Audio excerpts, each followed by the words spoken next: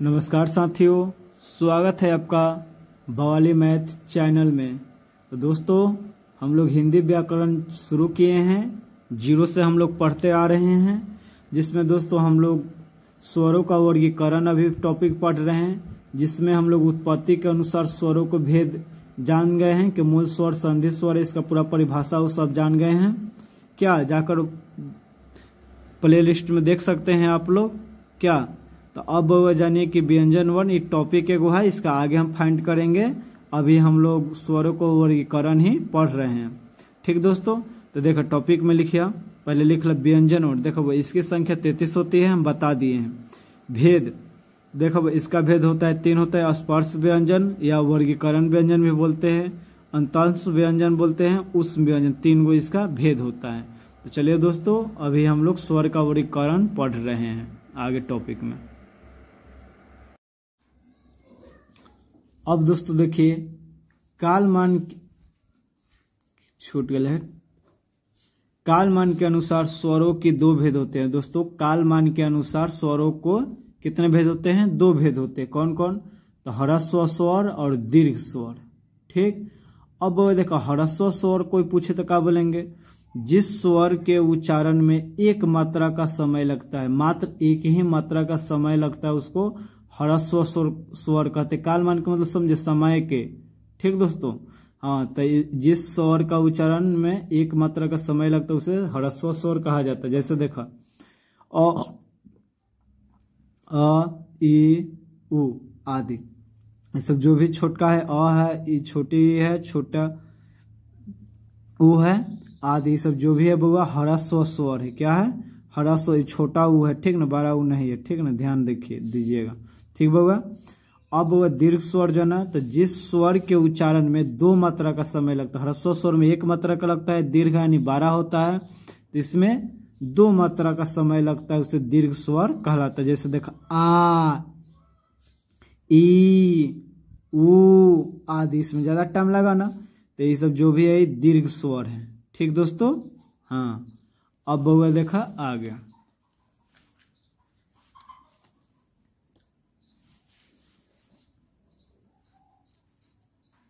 ठीक है, देखा हुआ। कालमान, उच्चारण के कालमान को मात्रा कहा जाता है। क्या वो बोले कि उच्चारण के कालमान को, जो उच्चारण जो हम करते हैं उसी को हम लोग कालमान का मात्रा कहा जाता है। ठीक, तो क्या लिखबा? कालमान, तो उच्चारण के कालमान को मात्रा कहा जाता है। ठीक दोस्तों, अब देखो प्लुत होता है। अब प्लुत टॉपिक है, पढ़ लीजिए। देखो प्लुत होता है, इसमें 3 मात्रा का समय लगता है। प्लुत में 3 मात्रा का समय लगता है। दीर्घ में 2 लगता है, ह्रस्व में 1 लगता है, लेकिन इसमें 3 मात्रा लगता है। इसका प्रयोग कौची में किया जाता है? बताइए। बहुधा दूर से पुकारने में, हम लोग ढेर दूर से, मतलब हम लोग हम लोग से दूर रहता है, जब उसको हम लोग को पुकारते हैं तो उसमें उसी में 3 मात्रा का समय लगता है। बोलते हैं ना ओए, तो 3 गो मात्रा लगता है कि ना, तो वही ए 3 लड़के, जैसे देखा राम रे, तो इसमें 3 मात्रा का लगता है। तो जैसे, ठीक बउआ, तो क्या समझला कि प्लुतो का इसमें 3 मात्रा का समय लगता है। इसका प्रयोग बहुता दूर से पुकारने, रोने, गाने और चिल्लाने में होता है। जैसे वे ए 3 लड़के राम रे बोलते हैं ना, ऐसे हम लोग, तो इसमें प्लुत का यूज होता है। अब देखिए दोस्तों, छंद शास्त्र। ठीक दोस्तों, तो छंद शास्त्र किसको बोलते हैं? तो देखा, में ह्रस्व के लिए लघु तथा दीर्घ के लिए गुरु शब्द का प्रयोग होता है। क्या बोले हुआ? जो छंद शास्त्र होते हैं उसमें ह्रस्व के लिए लघु तथा दीर्घ के लिए गुरु शब्द का प्रयोग होता है। ठीक बउआ, तो देखो लघु, गुरु एवं प्लुतो के संकेत चिन्ह क्या होता है? लघु का ऐसा चिन्ह होता है, देख लीजिए ऐसा, गुरु का ऐसा और प्लुत का ऐसा। देख लीजिए ध्यान से देखिए, इसमें 3 मात्रा लगता है, इसमें लघु लगता है, गुरु के ऐसे ऐसा न टाइप का रहता है ऐसे। ठीक, तो संकेत है इसका, देख लीजिए। तो जहाँ कम समय लगेगा वहाँ ऐसे ई चेन रहेगा, जहाँ सबसे ज़्यादा समय लगा ई रहेगा, जहाँ 3 गो हम लोग रोने चिल्लाने में यूज करते हैं उसको ऐसा शब्द लगेगा। ठीक बउआ, अब चला आगे देख। अब देखा बुआ तो हम लोग कालमान की दृष्टि से देख लेला। अब देखा जाति के अनुसार स्वरों के 2 भेद होते हैं। जाति के अनुसार कितने भेद होते हैं? 2 भेद होते हैं, स्वर्ण या सजातीय या अस्वर्ण या विजातीय। ठीक बाबा, स्वर्ण को सजातीय बोलते हैं, अस्वर्ण को विजातीय बोलते हैं। ठीक, अब देखो स्वर्ण या सजातीय व्यंजन केकरा कहा जाता है? जिन स्वरों को समान स्थान और प्रयत्न से उत्पन्न होने वाले स्वरों को स्वर्ण या सजातीय स्वर कहा जाता है। क्या बोले कि समान स्थान और प्रयत्न से उत्पन्न होने वाले स्वरों के स्वर्णों या सजातीय स्वर कहा जाता है। जैसे देखा बाबा, ठीक बाबा, तो जैसे देखो अ आ ई उ ये सब जो भी है बाबा क्या है? सजातीय है। क्या है? सजातीय।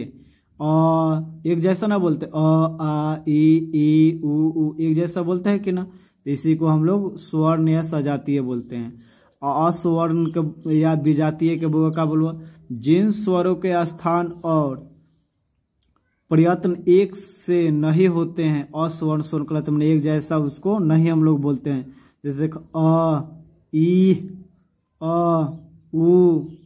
उ सबको अलग अलग तरीका से बोल रहे हैं ना हम लोग, तो इसी को हम लोग क्या बोलते हैं? बोला तो विजातीय। क्या? विजातीय। ठीक दोस्तों। अब बाबा व्यंजन के पर। ठीक, तो देखा हम आगे बता दिले टॉपिक लिखा दिले स्पर्श व्यंजन, तो अब यहाँ पर हम ठीक देखा तो स्पर्श व्यंजन केकरा कहल जाले? तो देखा क से लेकर म तक के व्यंजनों को स्पर्श व्यंजन कहा जाता है। जैसे हम लोग क ख ग घ अंग च छ ज झ ञ ट ठ ड ढ न त थ द ध न प फ ब म। ठीक, तो यहाँ ये हवा बुआ काथी लिख लो क से लेकर मह तक है नो, तो ये मह तक जो भी हवा व्यंजन वर्ण इस सब को हम लोग क्या बोलते हैं? स्पर्श व्यंजन बोलते हैं। का? स्पर्श व्यंजन। ठीक बाबा, कहा जाता है यह 5-5 की संख्या वर्ग में होता है। ये जो होता है 5-5 के 1 2 3 4 5 की संख्या में होता है, 1 2 3 4 5 5 की संख्या में होते हैं, इसलिए इसे वर्गीय व्यंजन भी कहा जाता है। इसलिए क का हम लोग सीधा क वर्ग बोलेंगे तो समझ जाना है क से अंग तक ले के बात हो रहा है। च वर्ग बोलेंगे तो समझ जाना है च से यहाँ तक, ट वर्ग बोलेंगे तो ट से न तक ले, त वर्ग बोलेंगे तो त से न तक ले, प वर्ग बोलेंगे तो प से लेकर म तक ले। तो इतना ध्यान आप लोग रख लीजिएगा। ठीक बाबा, तो यही सब पूरा को 2500 को हम लोग क्या बोलते हैं? क्या बोला? तो स्पर्श व्यंजन बोलते हैं। क से म तक जितने सारे व्यंजन है उस सबको हम लोग स्पर्श व्यंजन बोलते हैं। ठीक बाबा, अब आगे अब क्या है बाबा? अंतस्थ व्यंजन। ठीक, तो ये क्या हो बाबा? य र ल व ये चारों जो को अंतंश कहा जाता है, क्योंकि इसका उच्चारण व्यंजन तथा स्वरों के मध्यवर्तीय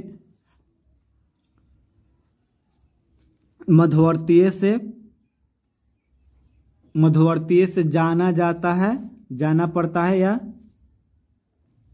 फिर से परिभाषा देख लो बुआ, देखो य र ल व को अंतस कहा जाता है, क्योंकि इसका उच्चारण व्यंजन तथा स्वरों के मध्यवर्तीय से जाना पड़ता है। इन चारों के अर्ध स्वर भी कहा जाता है। इन चारों को हम लोग अर्ध स्वर भी कहते हैं। क्या करा? य र ल व को। समझ गए ला? हाँ, तो समझ गए ला। अब चलो उष्म व्यंजन जाना। देखा तो उष्म व्यंजन केकरा कहा जाता है? तो देखा तालाबे स, मूर्धन्य स, दंती स, ह इन चार वर्णों को उष्म कहते हैं। क्या? उष्म कहते हैं। जब बोलेगा तो मुंह में सिसकी उष्मा जैसा होगा। इसका उच्चारण रगड़ या घर्षण के कारण उत्पन्न, इसका जब उच्चारण करेंगे तो कब रगड़ या घर्षण के कारण उत्पन्न होता है, इसलिए उष्म व्यंजन कहा जाता है। बात समझ गए? हाँ, अब चला आगे। देखो अब अल्पप्राण और महाप्राण। ठीक बाबा, देखा हवा को संस्कृत में प्राण कहा जाता है। कौची? हवा को संस्कृत में क्या कहा जाता है? प्राण कहा जाता है। ठीक बाबा, तो देखा तो अल्प प्राण के मतलब समझो कम हवा से उत्पत्ति ध्वनि को अल्पप्राण कहा जाता है, मैंने कम हवा से उच्चारित। ये हम लिख दे टॉपिक में क्या लिख ले, हवा को संस्कृत में प्राण कहा जाता है, तो वही इसीलिए इसका अल्पप्राण नाम है। अल्प मतलब कम और प्राण मतलब हवा, यानी कम हवा से उच्चारित ध्वनि को अल्पप्राण कहा जाता है। प्रत्येक वर्ग का पहला, प्रत्येक वर्ग जन हो कवर्ग चवर टोट तवर्ग पवर्ग ये सब जो भी है पांचवा, देखो कम हवा से उच्चारित ध्वनि को अल्पप्राण कहा जाता है। प्रत्येक वर्ग का पहला यानी क, तीसरा ट और पांचवा अल्पप्राण होता है। साथ ही सभी स्वर अल्पप्राण है, जितने सारे स्वर हैं वो सभी क्या है, अल्पप्राण है। बात समझ गए?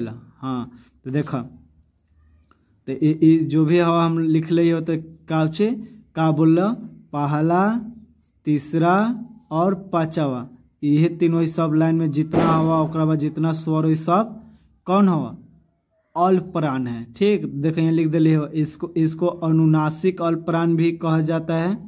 क्या पंचमाक्षर क्यों एक या पंचमाक्षर भी बोलते हैं, अनुनासिक अल्पप्राण बोलते हैं। इसको हम लोग अंतस य र ल व को हम लोग क्या बोलते हैं, अंतस। ठीक, अंतस ना अभी पढ़े हैं, तो इसी को यहाँ पे टॉपिक में याद करने में सहायता मिलेगी, वही हम लोग लिख दिए। ठीक बउआ, अब चलो बउआ महाप्राण जाना, कौचे महाप्राण।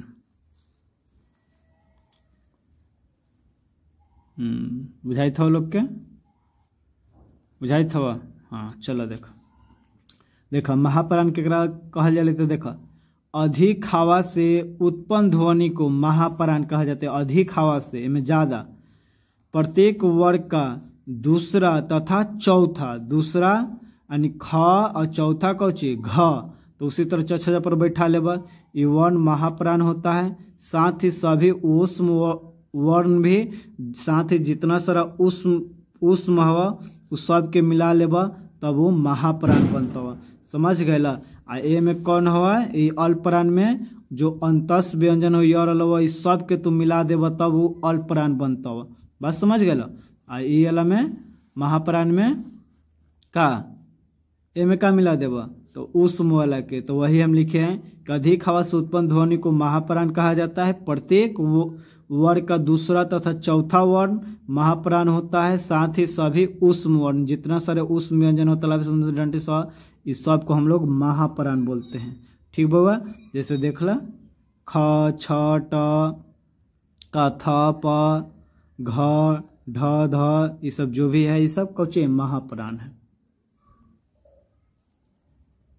अब देखा बुआ घोष एवं अघोष वर्ण जानेंगे, घोष और के कौचे अघोष वर्ण जानेंगे। देखा था घोष वर्ण के क्या कहल जाले, तो जिस वर्ण बोला ना कि जीरो से पढ़ेंगे तो एक भी चीज हम नहीं छोड़े, सब चीज पढ़ा रहे हैं। तो देखा जिस वर्ण के उच्चारण या ऐसे भी लिख सकते हैं कि जिस वर्ण के अनुसार में केवल नाद का उपयोग होता है, घोष वर्ण कहलाता है। कौची का, नाद का, यानी आवाज का, उच्चारण का कहलाता है। इसमें प्रत्येक वर्ग का तीसरा चौथा पांचवा, कौची बुआ तीसरा चौथा पांचवा वर्ण घोष वर्ण कहलाता है। साथ ही सभी अंतस, अंतस तो जान गए हैं, सभी अंतस तथा ह घोष वर्ण कहलाता है। बस इनमें ह मिल जाता है तो ओकरे हम लोग घोष कहबा। तो जैसे देखो क ग घ अंग ज झ य, बुझलो ड ढ न द ध न भ, ठीक बुआ य म, ये सब जो भी है य र ल व तालाब से जो ये कौन हो वर्ण बतावा, तो लोग अभी पढ़ला नु अंतस व्यंजन के भी मिलावा तभी घोष बनता होती, सब घोष वर्ण हुआ। तो ये लिख ले तीसरा चौथा पांचवा, तीसरा चौथा पांचवा जितने सारे हैं वो सब क्या है बतावा, घोष। यर अलावा जो अंतस को मिला दीजिएगा तो पूरा घोष बन जाएगा। समझ गया? हाँ, अब जान देखा बुआ अपरा अघोष वर्ण, तो जिन वर्णों के उच्चारण में नाद की जगह सिर्फ श्वास का उपयोग होता है वे अघोष व्यंजन कहलाता है। इसमें प्रत्येक वर्ण का पहला और दूसरा वर्ण, ठीक, और तालाबे स, मूर्धन्य स, दंती स, ये सभी अघोष वर्ण कहलाते हैं। तो देख ल इस प्रकार। ठीक, क ख च छ ट ठ त थ प फ। ठीक, पहला दूसरा आई तालाबी समुद्र से डांटी सबके मिला देव तो अघोष वर्ण मिलता हुआ। तो बाबा हर एक एग्जाम में ये सब पूछता है, एगो न एगो पूछता है। बात समझ गए? तो हाँ, अब बाबा कहवा अनुनासिक वर्ण। तो देखा स्वर्णों वर्ण में प्रत्येक वर्ण का अंतिम वर्ण कौचे स्वर्णों वर्ण जो पढ़े उसका क्या अंतिम वर्ण यानी पांचवा वर्ण नासिक से बोला जाता है। नासिक मतलब नाक से बोला जाता था, इसे अनुनासिक वर्ण कहा जाता है। जैसे देखा प्रत्येक वर्ग का, तो देखा अंग इ न म, प्रत्येक वर्ग का पांचवा जन होकर का बोल जाए अनुनासिक वर्ण बोला जाए। ठीक, समझ गया? अब वह जाना कि इस टाइप का चिन्ह लगा रहता है ढेर सारा शब्द में। जैसे देखा हल लागल हुआ, ऐसे लागल हो न, तो अब जाना हलंत के बारे में। हलंत बोला जाए, कौची हल कह चाहे हलंत कह। तो देखा व्यंजनों के नीचे जब एक तिरछी रेखा इस प्रकार लगाई जाती है तब उसे हल कहा जाता है, यानी हलंत कहा जाता है। जिस वर्ण में इसे लगाया जाता है उसमें स्वर का अभाव हो जाता है, यानी स्वर का उसमें उपलब्ध नहीं रहता, उसका कमी हो जाता है। जैसे देखा ये ऐसे क ख ग ग च श ये सब हलंत लगल हुआ, तो इसमें स्वर वर्ण नहीं हुआ। इसे शुद्ध विशुद्ध व्यंजन भी कहा जाता है। कुछ हुआ इसे जो न हुआ एक शुद्ध या विशुद्ध व्यंजन भी कहा जाता है। समझ गए? ये न हुआ शुद्ध, ठीक है, हलंत नहीं रहता तो विशुद्ध व्यंजन भी कहा जाता है। हाँ, तो वही लिख लो, इसे शुद्ध या विशुद्ध व्यंजन भी कहा जाता है, इसकी को दोनों कहा जाता है। देख लो, ठीक, समझ गया? हाँ, और देखो बुआ हिंदी में नए वर्ण। देखो हिंदी में नए वर्ण जो जुटलो, जो देखो 5 वर्ण है नया जो हिंदी में जुटल हो, 5 वर्ण कौन क्ष त्र ज्ञ ई वाला अंग और ढ, ये सब जो भी है ढ, ये सब जो भी 5 गो नया इसमें वर्ण मिल रहा हुआ। ठीक बाबा, अब जाना द्वित्व व्यंजन। जब द्वित्व मतलब 2 होता है, तो जब 2 समान व्यंजनों का प्रयोग साथ साथ हो तथा उसमें से एक हलंत हो और उसमें से एक का हो हलंत हो, तो उसे द्वितीय व्यंजन कहा जाता है। जैसे देखा दिल्ली, रस्सी है ना, एक हलंत, बल्ला देखा चड्डा है ना, देखे तो हलंत हो न। हाँ, फिर देखा पप्पा, बत्ती, ये सब जो भी हो, ये सब जो भी हो द्वितीय व्यंजन हो। समझ लो कि नहीं? फिर से समझ का तो लोग ने समझ लो। देखा जब 2 समान व्यंजनों का प्रयोग साथ साथ हो तथा उसमें से एक हलंत हो तो उसे द्वितीय व्यंजन कहा जाता है। जैसे देखा दिल्ली, तो देखा तेज ल, फिर ल हुआ कि नहीं, तो 2 गो शब्द हुआ कि नहीं, 2 गो हलंत हो कि नहीं, देखा स है स, तो 2 गो हो कि नहीं, बल्ला तो ल हुआ कि नहीं, और से चड्डा तो ड हुआ कि ना, पप्पा आधा प हुआ कि नहीं, फिर बात तो द्वित है ना, 2 गो शब्द है ना, इसीलिए। ठीक, मैंने एक एगो शब्द 2 बार रिपीट हो रहा है। एगो हेजा हलन छिपल है, तो जा इसे होगा इहो छिपल है ना, एक लेखा आधा प है, पूरा प है। बात समझ गए? नहीं समझ ला? देखा यहाँ देखा रस्सी है तो आधा स है, तो इसका कहने का मतलब क्या है बोला? तो कहने का मतलब है बुआ ऐसे, देखा ऐसे हलंत लगा लेते तब ना ये आधा स भले, तो ऐसे नहीं लिखते हैं हम लोग। बात समझ गए?